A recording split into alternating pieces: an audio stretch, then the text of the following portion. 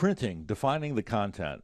We'll spend some time in the Backstage area where we have some options to either print the active worksheets or sheet.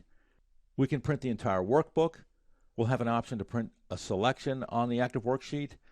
And we also have a way to set up some permanent print ranges or print areas that will print by default when we print the active sheet.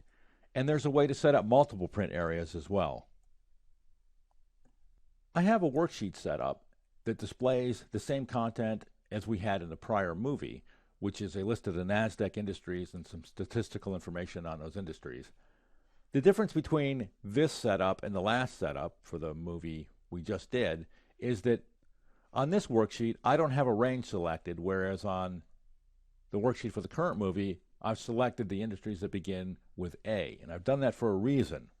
We're going to go back to Control P to the print area, and under Settings, the default is Print Active Sheets.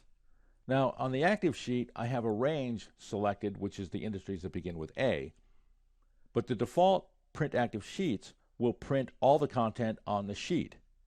It'll take 6 pages to print out the content on the active sheet, which is the sheet for the current movie.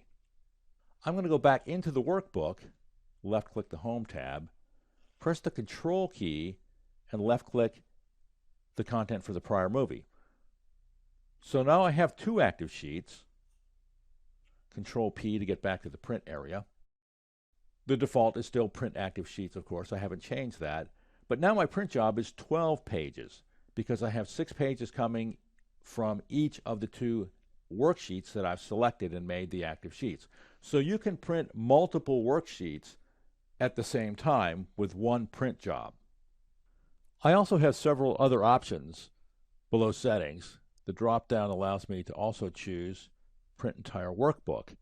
And now my print job grows to 18 sheets. I have 3 worksheets. Each of them has content, the same content, that requires 6 sheets to print out. That makes 18 sheets. I'm going to go back into the workbook, left-click the Home tab, and to ungroup the worksheets, I'll left-click the worksheet that's not part of the group,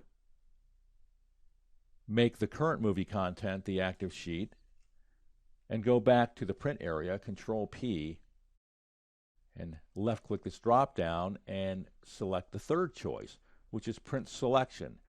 Now we do have a selection on each one of the worksheets. The selection on the current movie content, I'll left-click this, are the industries that begin with A. So once again, there's the portrait orientation. Excel needs 2 sheets to print all of the content that's on the selection of the active sheet. Going back into the workbook, left-click Home, I'll make the third movie content the active sheet, and the selection here is A1. That's the active cell. When I Control P, the setting is still Print Selection, and it's the selection of the active sheet, which is the sheet we just left. The selection is A1. There's no content in A1, and that's why we see a blank print preview. The last option that we have on this drop-down is Ignore Print Area, and it's grayed out because there are no print areas because we haven't set any up, but that's what we're going to do next. And the way to do that is to first select a range, and I'm going to make this a little smaller than our prior selection, and go to Page Layout, the Page Setup group, Print Area, left-click, Set Print Area. So now when I go back to Backstage, Control P, and change my setting to the default setting, Print Active Sheets, I get my print area.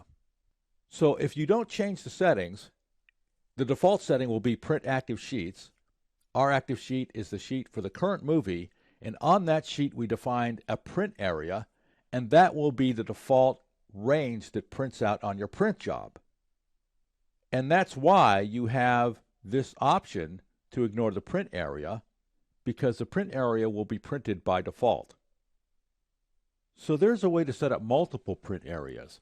We have one print area that is the industries that begin with A. I'm going to set up another print area that covers the industries that begin with C. And to do that, it's back to the page layout, page setup, group, and we have a third option at the bottom, add to print area. So I'm going to left click that, and I'll set up yet one more. I'll set up the ease, add to print area, Control P, Backstage again. Now our print job is 3 pages. Each one of the non-contiguous ranges prints out on a page if it will fit on a page. If it doesn't, then you'll create 3 different print jobs, taking up the number of sheets required to display the content from the print job. In this case, our non-contiguous ranges are small enough so that they each show up on one sheet. That's the A's, that's the C's, and that's the E's. So that's defining the content of the print job. The settings allow us to choose to print the active sheet or sheets if we have more than one selected. We can print the entire workbook, or we can print a selection from the current active sheet.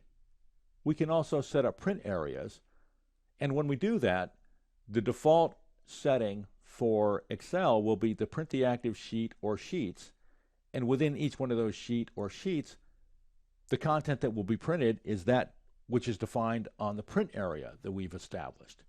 We can also set up multiple print areas, and those print areas will print each one on their own sheet, and we can also override the print area by left-clicking the box Ignore Print Area.